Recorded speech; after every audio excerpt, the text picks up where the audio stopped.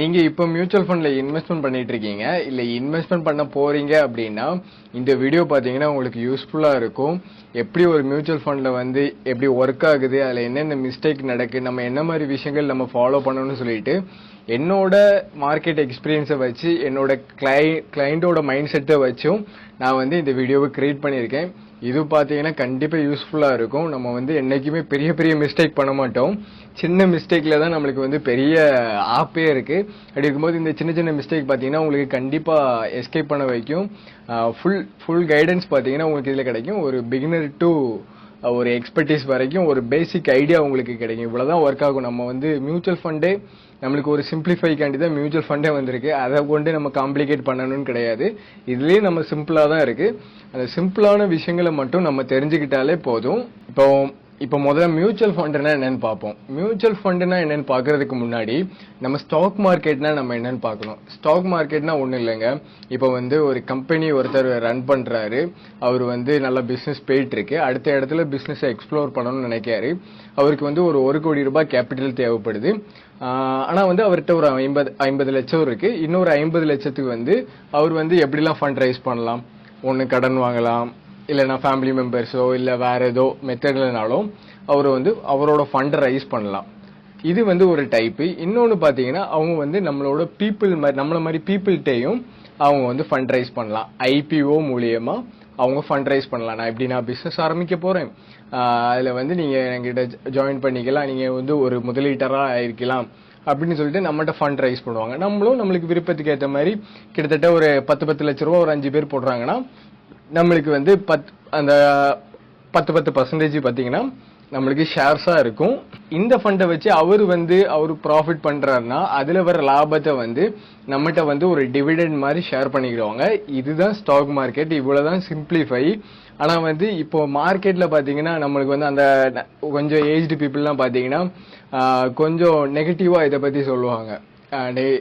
Age பீப்புள்னு கிடையாது, நிறைய பேர் பாத்தீங்கன்னா நெகட்டிவா சொல்லுவாங்க. என்னன்னா இது வந்து ஒரு சூதாட்டம், இது ஒரு கேம்பிளிங்க, இது வந்து நிறைய ஏமாத்து நடக்கும் அப்படின்னு சொல்லிட்டு அந்த மாதிரி நிறைய விஷயங்கள் பேசி நம்ம பார்த்துருப்போம். ஆனால் வந்து உண்மை என்னன்னா மார்க்கெட் வந்து யாரையும் ஏமாத்தாதுங்க.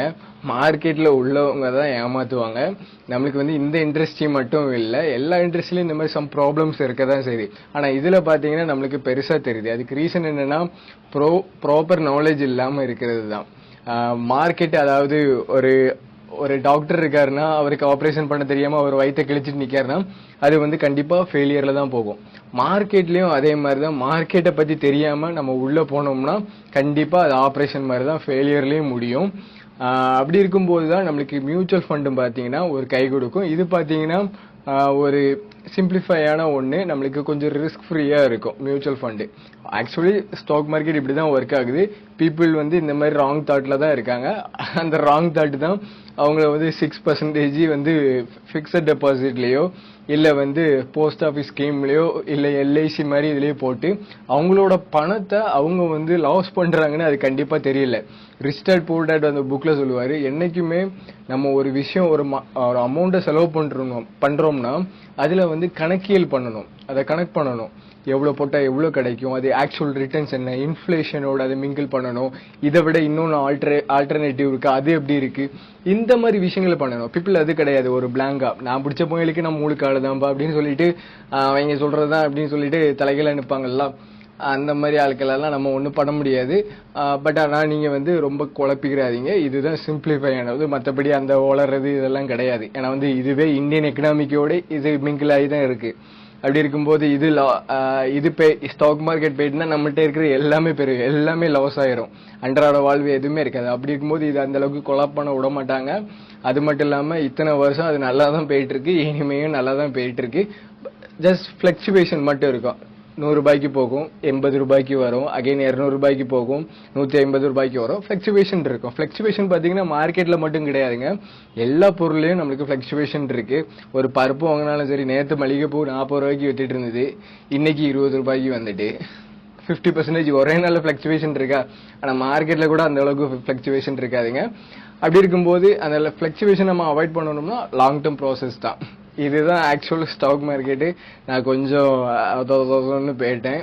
இப்போ ஸ்டாக் மார்க்கெட்னா என்னன்னு ஒரு கிளாரிட்டி கிடைச்சிருக்கும். மியூச்சுவல் ஃபண்டுனா என்னன்னு கேட்டீங்கன்னா, இப்போ ஒன்றும் இல்லை, நீங்க கார் வாங்குறீங்க, உங்களுக்கு கார் ஓட்ட தெரியாது, அப்போ வந்து நீங்க ஒரு டிரைவர் வச்சுக்கிருவீங்களா, அதே மாதிரி தான் உங்களுக்கு ஸ்டாக் மார்க்கெட்னா என்னன்னு தெரியாது. அதுக்கு பதில் நீங்க வந்து ஒரு எக்ஸ்பர்ட், அதாவது ஒரு ஃபண்ட் மேனேஜர்னு ஒருத்தர் இருப்பாரு. அவர் வந்து ஒரு எக்ஸ்பர்ட்டியான பர்சனா தான் இருப்பாரு. அவர்கிட்ட வந்து நீங்க மணியை கொடுக்கீங்க, அவர் உங்களுக்கு பதில் இன்வெஸ்ட்மெண்ட் பண்றாரு. அதுல ரிட்டர்ன்ஸை பாத்தீங்கன்னா நம்மகிட்ட ஷேர் பண்ணிக்கிறாரு. அவருக்குள்ள எக்ஸ்பென்ஸ் ரேஷியோன்னு மட்டும் ரொம்ப மினிமம் சார்ஜ், அதாவது 100 ரூபாய்க்கு 1 ரூபாய் அந்த ரேஞ்சில் பாத்தீங்கன்னா அவர் சைட்ல இருந்து சார்ஜ் எடுப்பாரு. இந்த மாதிரி தான் ஒரு ஆக்சுவல் மியூச்சுவல் ஃபண்டே ஓடுது. இதுதான் சிம்பிளிஃபை, வேற எதுவுமே கிடையாது. இதுல இருக்கிற ஃபண்ட்ஸ் அதுதான் கொஞ்சம் குழப்பமா இருக்கும். அது பத்தியும் நம்ம வந்து பார்ப்போம். இப்ப மியூச்சுவல் ஃபண்ட்ல பாத்தீங்கன்னா முக்கியமாட்டு நம்ம 4 விஷயம் தெரிஞ்சுக்கணும். ஸ்டாக் மார்க்கெட்னா என்னன்னு பார்த்தோம், மியூச்சுவல் ஃபண்ட்னா என்னன்னு பார்த்தோம். இனி பாத்தீங்கன்னா இப்படி ஒரு ஆர்கனைசேஷன் இருக்குன்னு தெரிஞ்சுக்கிட்டோம். இது வந்து சேஃப்டியா அப்படின்னு கேட்டோம்னா 100% சேஃப்டிங்க. ஏன்னா வந்து பேங்க் எப்படி ஒரு ஆர்பிஐக்கு கீழே கண்ட்ரோல்ல இருக்கோ அதே மாதிரிதான் மியூச்சுவல் ஃபண்ட்ஸ்லயும் செபி, ஆம்ஃபி இவங்கள மாதிரி ஆர்கனைசேஷன் கீழே ஹைலி ரெகுலேஷனுக்கு கீழே இருக்கு. இன்க்ளூடிங் நான் கொண்டு அவங்களுக்கு கீழே தான் ரெகுலேஷன்ல இருக்கேன். அப்படி இருக்கும்போது நம்மளுக்கு சேஃப்டி வைஸ்ல எந்த ப்ராப்ளமும் கிடையாது. இன்னும் ஒரு நம்பிக்கை விட்டுறமா சொல்றேன், இது வரைக்கும் எந்த ஒரு மியூச்சுவல் ஃபண்டோ பீப்புளோட மணியை எடுத்துட்டு ஓடினது கிடையாது. இத்தனை வருஷம் இருக்கு, எதுவுமே நடந்தது கிடையாது. இந்த மாதிரி அவங்க வந்து ப்ராப்பர் ரெகுலேஷன் டெய்லியும் மானிட்டர் பண்ணிட்டே இருப்பாங்க. அப்படி இருக்கும்போது நம்மளுக்கு இது வந்து ஒரு சேஃப்டி இன்வெஸ்ட்மெண்டா இருக்கும். அடுத்தது பாத்தீங்கன்னா லிக்விடிட்டி பாத்தீங்கன்னா நீங்க வந்து ஒரு லேண்ட் வாங்குறீங்க, அகைன் வேற ஏதாவது ஒரு ப்ராப்பர்ட்டி வாங்குறீங்க, அது வந்து ஒரு செல்லிங் ப்ராசஸ் நடக்குன்னா கிட்டத்தட்ட வருஷ கணக்காக எடுக்கும், 2-3 வருஷம்.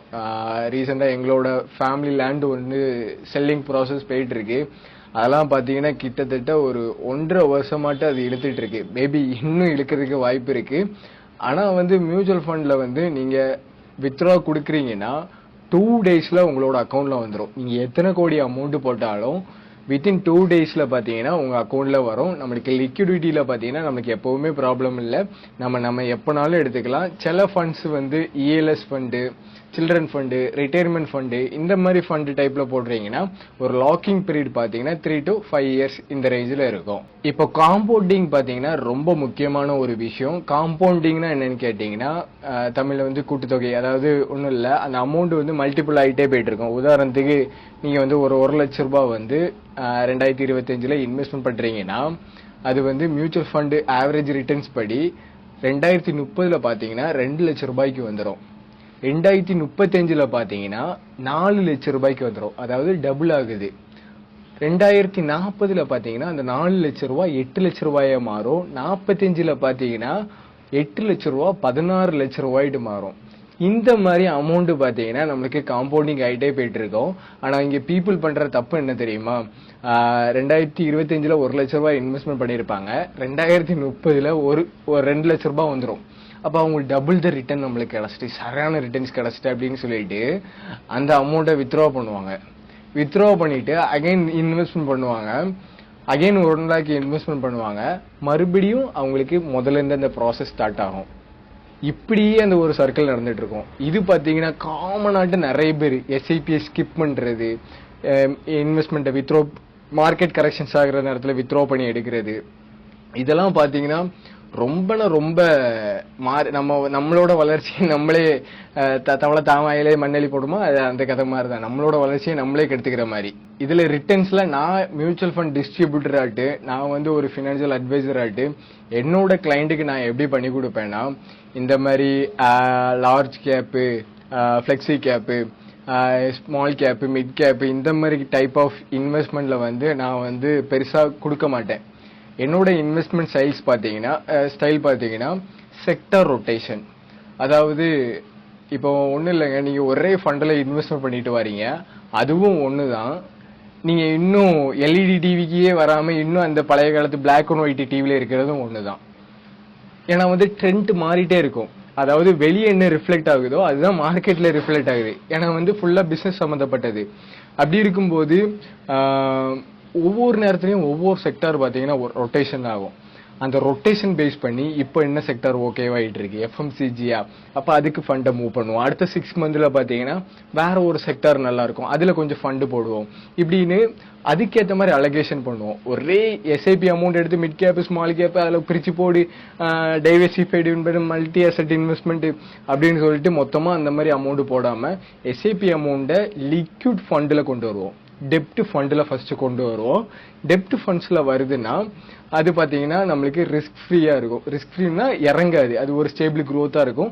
அதில் ஒரு சைஸ் ஆஃப் ஃபுல் அமௌண்ட் ஒரு 6 மந்தோட எஸ்ஐபி ஸ்டோர் ஆகிற மாதிரி வச்சுட்டு 6 மந்த்துக்கு அப்புறம் எந்த ஃபண்டு நல்லா இருக்கு, அந்த டைத்தில் என்ன ஃபண்டு நல்லா இருக்கோ அந்த ஃபண்டுக்கு அந்த அமௌண்ட்டை மூவ் பண்ணுவோம். இப்போ சப்போஸ் எந்த ஃபண்டுமே ஓகேவா இல்லை, எல்லாமே ஓவர் வேல்யூவேஷன்ல இருக்கு, பெருசாக நம்மளுக்கு தெரியல அப்படின்னா நம்மளுக்கு வந்து அந்த லிக்விட் ஃபண்ட்லேயே அமௌண்ட்டை வந்து அக்குமுலேஷன் பண்ண வைப்போம். எதனால அக்குமுலேஷன் பண்ண வைக்கும், கிளைண்ட்டு நீங்கள் ஸ்டாப் பண்ணிடுங்கன்னு சொல்லாமல் எதுக்கு அக்குமுலேஷன் பண்ண வைப்போம்னா, நம்மளுக்கு ஆப்பர்ச்சுனிட்டிஸ் பார்த்தீங்கன்னா மார்க்கெட்டை பொறுத்த வரைக்கும் இந்த டைமில் வந்துட்டு போகும்.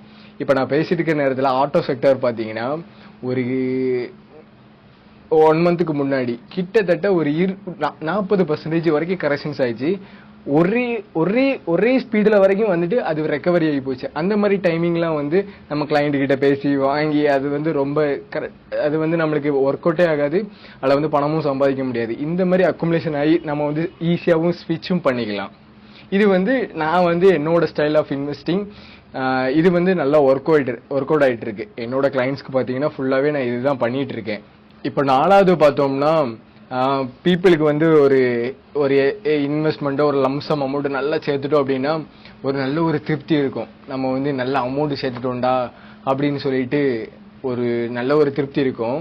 ஆனால் வந்து ஒரு ப்ராப்பர் இன்சூரன்ஸு, அதாவது டேர்ம் இன்சூரன்ஸோ ஒரு ஹெல்த் இன்சூரன்ஸோ ஒரு எமர்ஜென்சி ஃபண்டோ, இந்த 3 விஷயத்தையும் அவங்க ஃபுல்ஃபில் பண்ணலன்னா நீங்கள் எஸ்ஐபி அமௌண்ட்லேயும் சரி லம்சம் அமௌண்ட்லேயும் சரி, அதாவது மியூச்சுவல் ஃபண்டில் நீங்கள் எவ்வளோ அமௌண்ட் சேர்த்தாலும் நான் அடித்து சொல்லுவேன், அது அமௌண்ட்டு எப்படி ஈஸியாக உங்களுக்கு வந்து வெல்த் பில்ட் ஆகக்கூடாது, அமௌண்ட்டை எடுத்துகிட்டே இருப்பீங்க. நான் எதனாலன்னு சொல்கிறேன்னா, ஒன்றும் இல்லைங்க, ஹெல்த் இன்சூரன்ஸே எடுத்துக்கிறோமே, உங்களுக்கு திடீர்னு ஃபேமிலிக்கு உங்களுக்கு ஏதாவது எக்ஸ்பென்ஸ் மெடிக்கல் எக்ஸ்பென்ஸ் வருதுன்னா நீங்கள் உங்களுக்கு அமௌண்ட் ஃபஸ்ட்டு எங்கே ஃபோக்கஸ் வருவீங்கன்னா இங்கே மியூச்சுவல் ஃபண்டில் தான் ஃபஸ்ட்டு எடுப்பீங்க. நான் இப்போ முதல்ல சொன்னோம்ல அந்த காம்பவுண்டிங் வந்து எதனால் ஃபெயில்ட் ஆகுதுன்னு, அதாவது கொஞ்சம் அமௌண்ட் சேரும் நம்ம உடனே க்ளோஸ் பண்ணி எடுப்போம். அந்த மாதிரி வந்து நம்மளுக்கு வந்து ஒரு ப்ராப்பர் ஹெல்த் இன்சூரன்ஸ் எடுக்கலைன்னா நம்மளுக்கு நடக்கும். நம்மளுக்கு ஹெல்த் இன்சூரன்ஸ் எடுத்துக்கிட்டோம்னா நம்மளுக்கு அதுலேருந்தே கவரேஜ் கிடைச்சிரும். இன்னொரு மெத்தட் பார்த்தீங்கன்னா டேர்ம் இன்சூரன்ஸ். டேர்ம் இன்சூரன்ஸ் பார்த்தீங்கன்னா ஒருவேளை நம்ம இல்லைன்னா நம்ம ஃபேமிலிக்கு பார்த்தீங்கன்னா அந்த அமௌண்ட் கொடுப்பாங்க, அந்த கவரேஜ் அமௌண்ட்.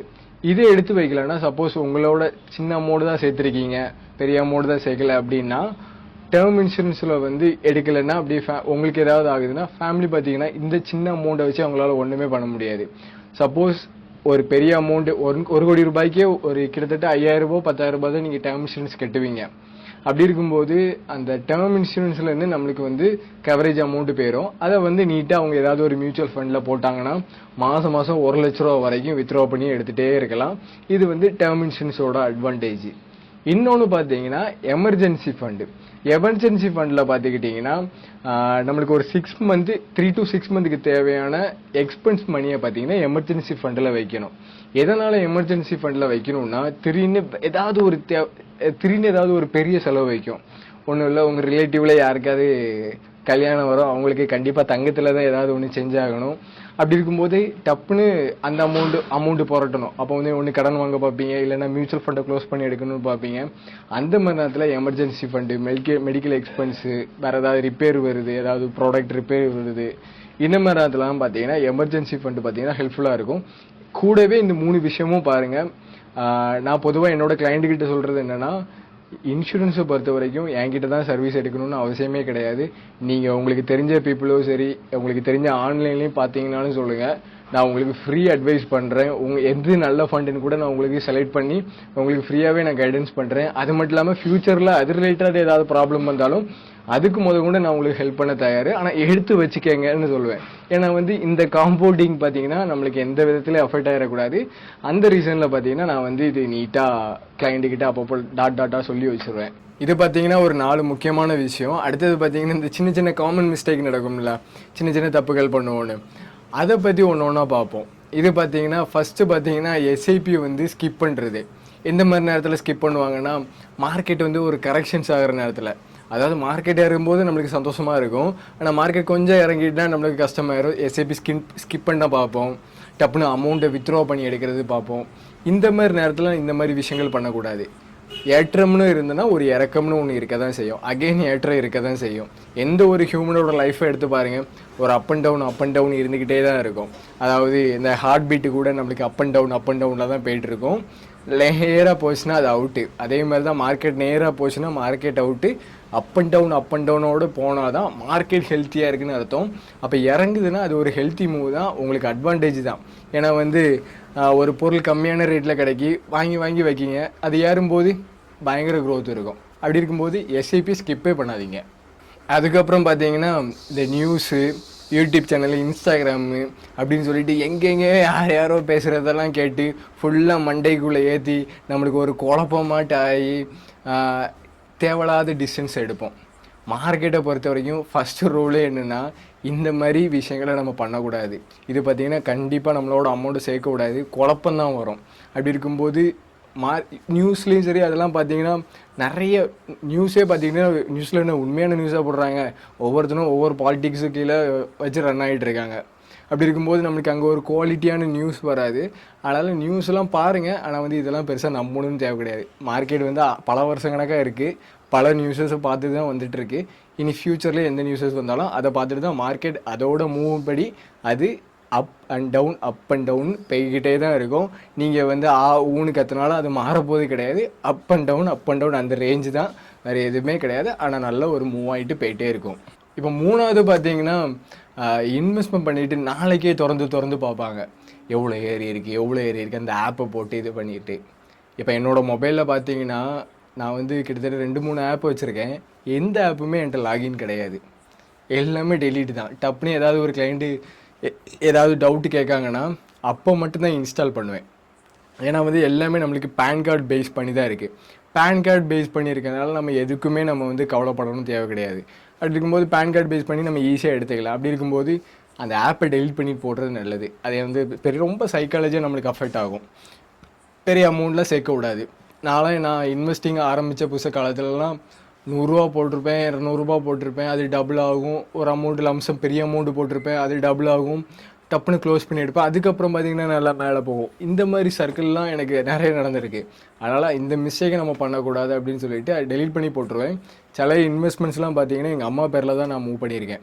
ஏன்னா வந்து அம்மா பேரில் அக்கௌண்ட்டில் இருக்கும்போது தான் அதை கண்டுக்கிற மாட்டோம். நம்ம இதில் தான் ஈஸியாக ஓப்பன் பண்ணி பார்த்துக்கிறோம்.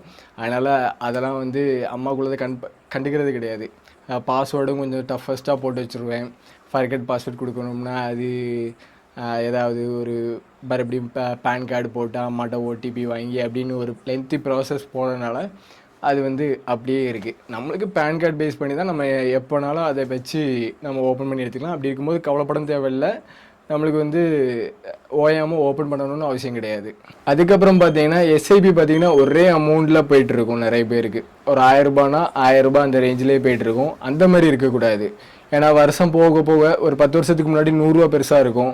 இன்னும் அடுத்த ஒரு 10 வருஷத்துக்கு அப்புறம் பார்த்தீங்கன்னா அந்த 1000 ரூபாய் பார்த்தீங்கன்னா 100 ரூபாய் ரேஞ்சுக்கு வந்துருக்கும்.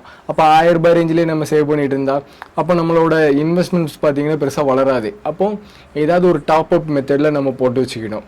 இயர்லி ஒரு 10%, 1100, 1210 அந்த மாதிரி ஒவ்வொரு வருஷத்துக்கு இன்க்ரீஸ் ஆகிற மாதிரி ஒரு டாப் அப் மெத்தட் போட்டு வச்சுக்கணும். அதுக்கப்புறம் பார்த்தீங்கன்னா உங்களோட இன்வெஸ்ட்மெண்ட்ஸ் பார்த்தீங்கன்னா ஒரு 1 கோடி ரூபாய் அச்சீவ் பண்ணணும் உங்களோட சில்ட்ரனோட எஜுகேஷனுக்குன்னா நீங்கள் வந்து உங்களோட சில்ட்ரனோட எஜுகேஷனுக்கு ஒரு 2 வருஷத்துக்கு முன்னாடியே நீங்கள் ரெடியாக இருக்கணும். எதனாலன்னு பார்த்தீங்கன்னா அந்த நேரத்தில் மார்க்கெட்டோட கண்டிஷன் எப்படி இருக்குன்னு சொல்ல முடியாது. அந்த 2 வருஷத்துக்கு முன்னாடி உள்ள மார்க்கெட் கண்டிஷன் எப்படி இருக்குது, இன்வெஸ்ட்மெண்ட்ஸ் எப்படி கொண்டு போகலாம், மேபி உங்களுக்கு நாலேஜ் இருந்தால் நீங்கள் கொஞ்சம் அனலைஸ் பண்ணலாம். இல்லைன்னா அட்வைஸ்டர்கிட்ட லைட்டாக அலாட் பண்ணிங்கன்னா அவர் வந்து உங்களுக்கு வந்து ப்ராப்பர் பிளான் வச்சுருவார். நான்லாம் பார்த்தீங்கன்னா ஷெடியூல் போட்டு வச்சுருவேன். எனக்கு வந்து இந்த ரேஞ்சில் பண்ணணும் அப்படின்னா அவங்களுக்கு இவ்வளோ ஏஜில் வேணும் அப்படின்னா அதுக்கு ஒரு 2 வருஷத்துக்கு முன்னாடி கேலண்டரில் ஷெடியூல் போட்டு வச்சுருவேன். ஷெடியூலில் எனக்கு வந்துடும். அப்போ நான் அதுக்கேற்ற மாதிரி நான் பிளான் பண்ணிடுவேன். இந்த மாதிரி விஷயங்களும் நீங்கள் ஒரு பிளான் பண்ணிக்கங்க. இவ்வளோதாங்க, வேறு எதுவும் பெருசாலாம் ஒரு மேட்டரும் கிடையாது. அந்த ஃபண்டு போடுங்க இந்த ஃபண்டை போடுங்கன்னு அப்படின்லாம் இல்லை. மற்றபடி எவ்வளோ லாங் டேர்ம் போக முடியுமோ அவ்வளோ லாங் டேர்ம் போகுங்க. மெயினாக உங்களோட ரிட்டையர்மெண்ட்டை ஃபோக்கஸ் பண்ணுங்கள். என்னோட கிளைண்ட்டுக்கெல்லாம் நான் சொல்கிறது தான், பாபனச சுயபலிங்க மாதிரி வாழணும் அப்படின்னு. ஏன்னா அவர்லாம் பார்த்தீங்கன்னா ஒரு நல்ல ஏஜ் வரைக்கும் நல்லா உழைச்சிருப்பாரு. அதுக்கப்புறம் ஒரு ஃபேமிலியோட நல்ல ஒரு 5 ஏக்கர் இடம், சென்டரில் வீடு, சுற்றி வாழை தோட்டம், தென்னை தோட்டம், சின்னதாக ஒரு பிஸ்னஸ், இதை வச்சு அவர் வந்து நீட்டாக வாழ்ந்துட்டு இருப்பார். அந்த கேரக்டர்லாம் எனக்கு ரொம்ப பிடிக்கும்.